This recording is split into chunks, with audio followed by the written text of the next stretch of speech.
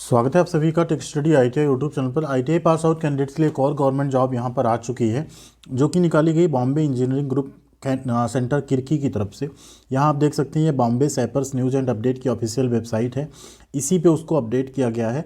तो complete notification देखेंगे उससे पहले आपसे रिक्वेस्ट करेंगे, चैनल पर नए हैं तो प्लीज़ सब्सक्राइब करके बेल आइकन को हिट कर लीजिएगा। यहाँ पे आपको आईटीआई से जुड़ी हर तरह की छोटी बड़ी अपडेट, जॉब की, अप्रेंटिसशिप की, उनके फॉर्म भरने की वीडियोज़ के साथ साथ आईटीआई की पढ़ाई की वीडियोज़ भी रेगुलर बेसिस पर मिलती रहती हैं। एप्लीकेशन यहाँ इनवाइट किया जा रहा है। सिविलियन इंस्ट्रक्टर की वैकेंसी है, ध्यान दीजिएगा। सिविलियन इंस्ट्रक्टर की वैकेंसी तो कम है, लेकिन अगर आप इसमें एलिजिबल हैं तो आपको ज़रूर अप्लाई कर लेना चाहिए। एडवर्टीजमेंट को यहाँ से डाउनलोड कर लेते हैं एंड कंप्लीट डिटेल आगे चल के देखते हैं हम लोग। ये यहाँ पे कंप्लीट एडवर्टाइजमेंट आप देख सकते हैं। डिफेंस सिविलियन एम्प्लॉय की वैकेंसी है ये, जो कि निकाली गई है Bombay engineer group and centre Kirkee Pune की तरफ से। Ministry of defence and government of India के अंतर्गत आने वाला डिपार्टमेंट है, तो आपकी ये जॉब सेंट्रल गवर्नमेंट की होने वाली है। सिविलियन ट्रेड इंस्ट्रक्टर की पोस्ट है। कौन कौन अप्लाई कर सकता है? Printing, composing, reading, offset printer trade हो या आपका आर्टिसन कंस्ट्रक्शन यानी मेसन ट्रेड हो तो अप्लाई कर सकते हैं, या आपका रेजिमेंटल सर्वेयर टेक्निकल एक यहाँ पे पोस्ट है, जिसमें ड्राफ्टमैन सिविल से अगर आपने आईटीआई किया है तो आप अप्लाई कर सकते हैं। बट वैकेंसी कम है, टोटल 4 पोस्ट है, 2 एससी के लिए, 2 ईडब्ल्यूएस के लिए। तो सिर्फ यही 2 कैंडिडेट यहाँ अप्लाई कर सकते हैं रिजर्व कोटे में, जिसमें से एक पोस्ट पीडब्ल्यूडी की रिजर्व है। अगर पीडब्ल्यूडी कैंडिडेट नहीं होते हैं तो ये चारों पोस्ट आप ही लोगों से भरी जाएंगी। लेवल 2 की आपकी यहाँ पोस्ट होने वाली 19,900 रुपये बेसिक होगा, प्लस अलाउंसेस होंगे, तो आपकी सैलरी 35 के आसपास जाके पहुँच जाएगी, 35,000 के आसपास। 18 से 25 साल एज मांगी गई है। SC ST के केस में 18 से 25, यहाँ 18 से 30 हो जाएगी, 5 साल का रिलैक्सेशन है। EWS के केस में 18 से 25 साल रहने वाली है। अब बात कर लेते हैं इसेंशियल क्वालिफिकेशन की।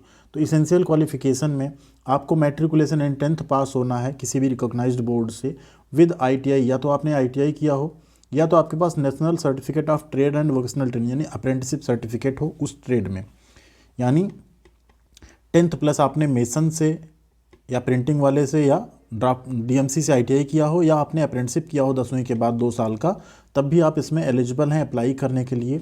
इसके साथ साथ यहाँ पे कहा जा रहा है should have adequate skill and knowledge of imparting training to recruits. तो जो नई भर्ती होगी उन्हें आपको ट्रेनिंग देना रहेगा, तो आपके पास प्रॉपर नॉलेज एंड स्किल होना चाहिए, और उसके लिए आपका यहाँ प्रॉपर टेस्ट भी होगा जब आपका सिलेक्शन यहाँ पे किया जाएगा।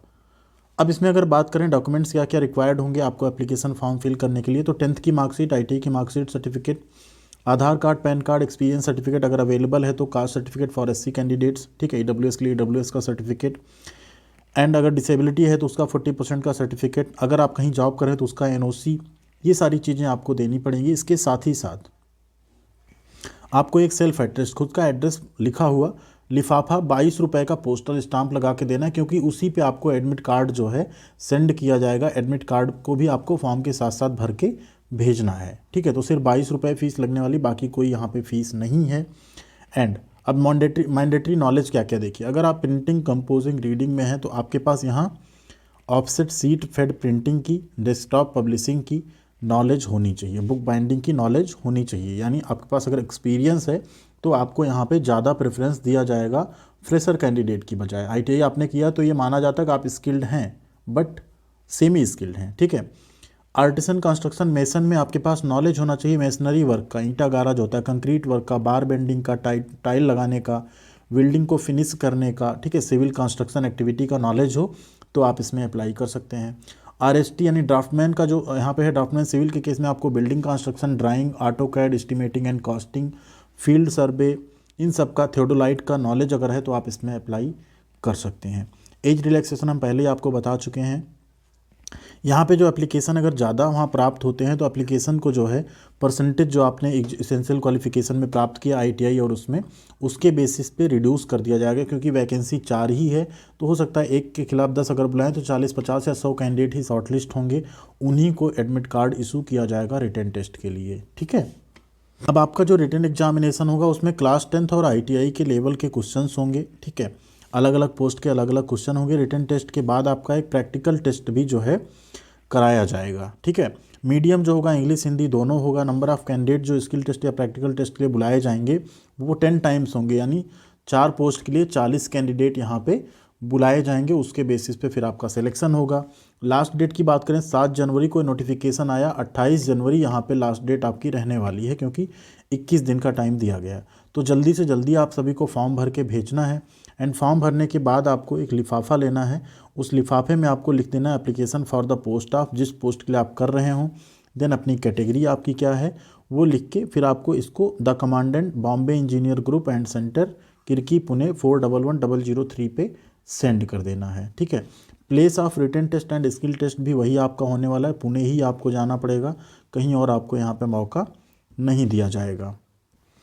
इसके साथ साथ आपको बात करें यहाँ पे ये है एप्लीकेशन फॉर्म, इसका आपको A4 साइज़ में प्रिंट निकलवा लेना है।